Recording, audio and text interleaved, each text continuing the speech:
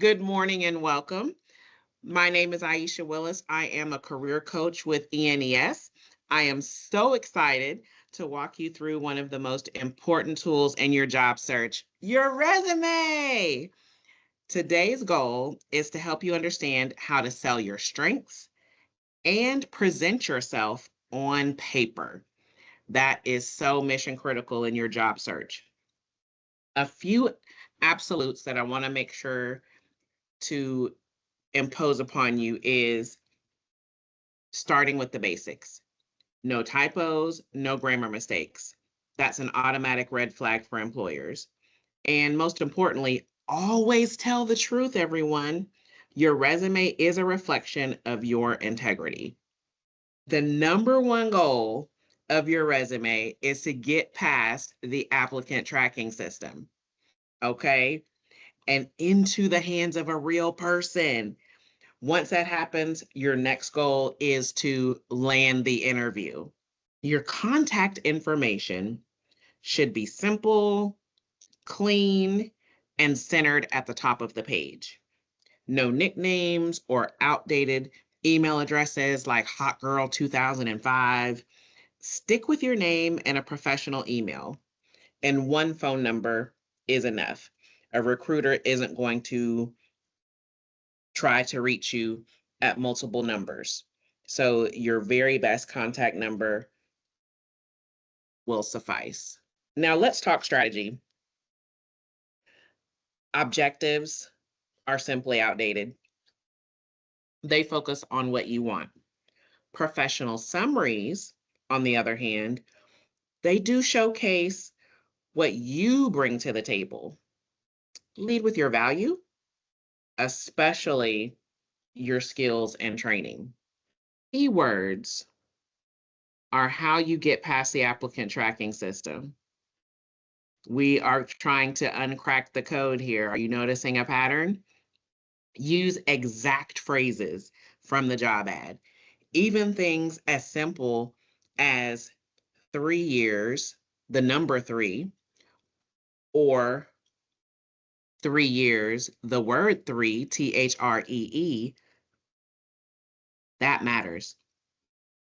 Pull those keywords directly from the job description. You can also use BLS.gov, which, if you are unfamiliar, is the Bureau of Labor and Statistics. A great source of information, a wonderful wealth of knowledge. So if you haven't had an opportunity to delve into that site, I definitely encourage you to do so. Avoid resume designs that confuse the applicant tracking system. That means no templates, no tables, no photos or columns, okay? Keep your format simple.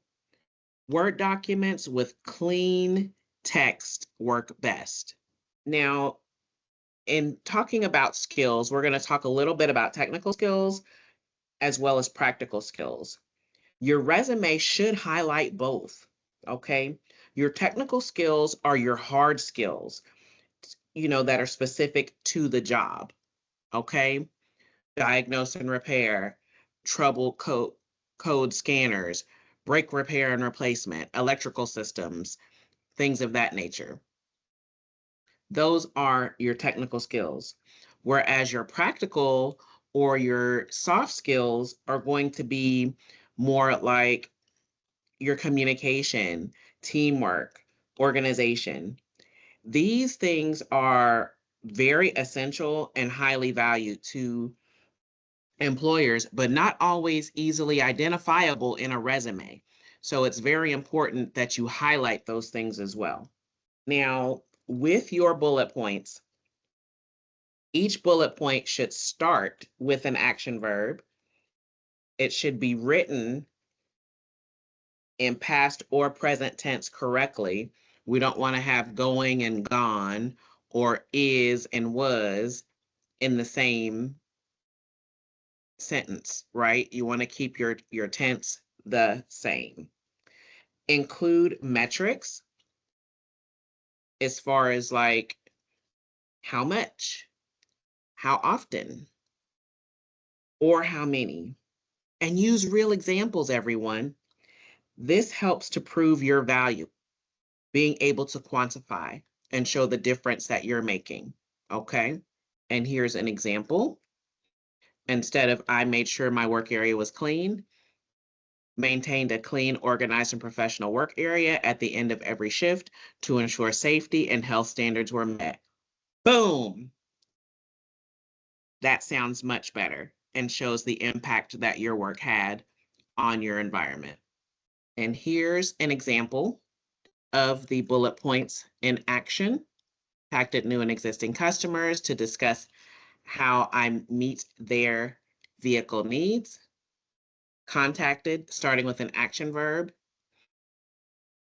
Customize orders for customers. Exceeded monthly quota by over 10% for 2 years straight. That is showing a metric. With education, you want to include your school, city, and name of the degree or certification. Don't include high school if you've completed anything beyond that. If you have certifications or degrees, you want to lead with those. And list only the completion year, not the start date, unless it's very recent or ongoing if you're currently enrolled. No more references available upon request. Create a separate document with at least 3 professional references. And make sure that they know they're on your list. That is mission critical when you're making your professional reference list. You want to reach out to those references in advance and let them know about the role or opportunity that you're applying for and ask their permission to be a professional reference. Additionally, it is helpful if you provide them with a few key points or talking points that you would like for them to mention when discussing you with your prospective employer. This makes things easier for the person that's being the reference, and it helps jog their memory to the things that they did, that you did when you all were working together or when they were your supervisor or manager.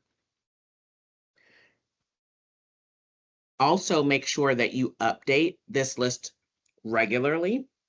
I would recommend every quarter, just about every 3 months, just to make sure all of the contact information is still up to date, their phone number and email address specifically, and that they're still with the same organization and in the same role. They may have received a promotion, their job title may have changed. You want to make sure that it is an accurate reflection. Now, make sure that you use basic formatting. This formatting here is very standard. The 1-inch margins, font size 11 or 12 inches, black text only. Just keep it clean and easy to scan. No bright colors or distracting fonts. Because when you start going with different colors or different shades of blue and whatnot, most of the recruiters are printing in black and white, regardless of the colors that you use. And that can make it bleed through, fade where it shouldn't. And you just want your resume to print out neat and clean.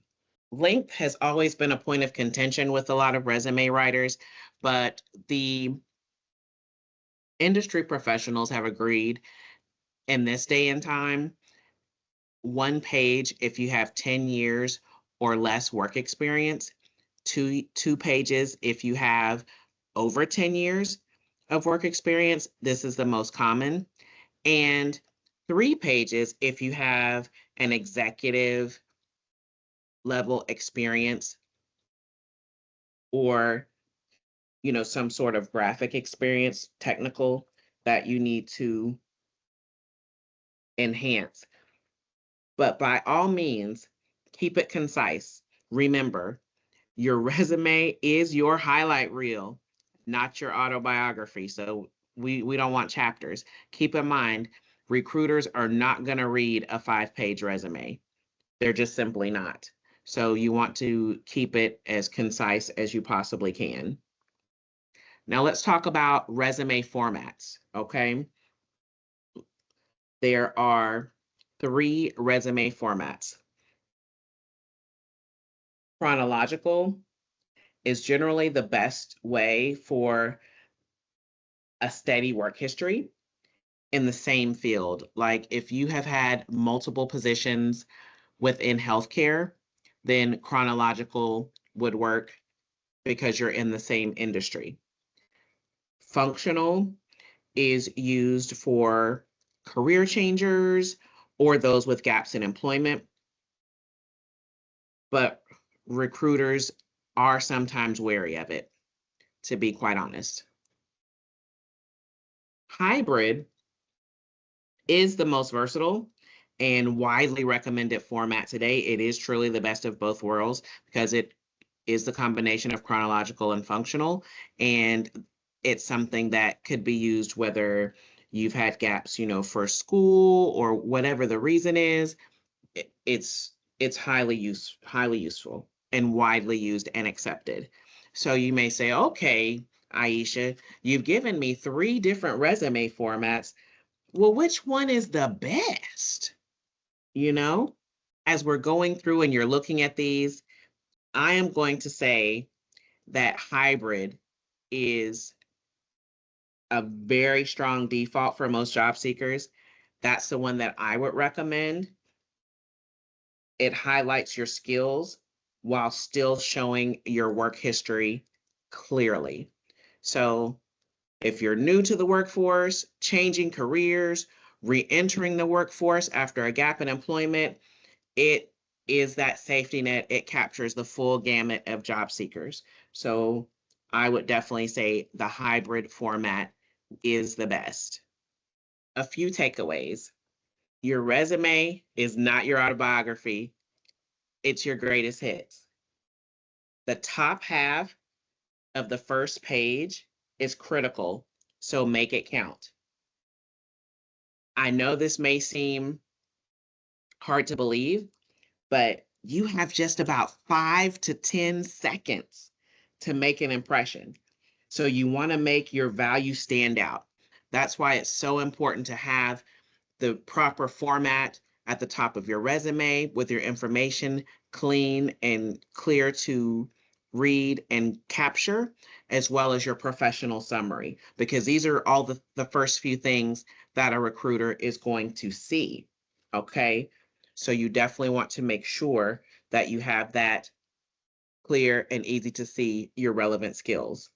Now, as everyone gets ready for the career fair next week, please make sure to bring plenty of copies of your resume, ideally stored in a folder or portfolio to keep them just clean and professional, no bent corners. You should always have one in your hand and ready to give to a recruiter as you approach their table. First impressions count, and being prepared makes a huge difference.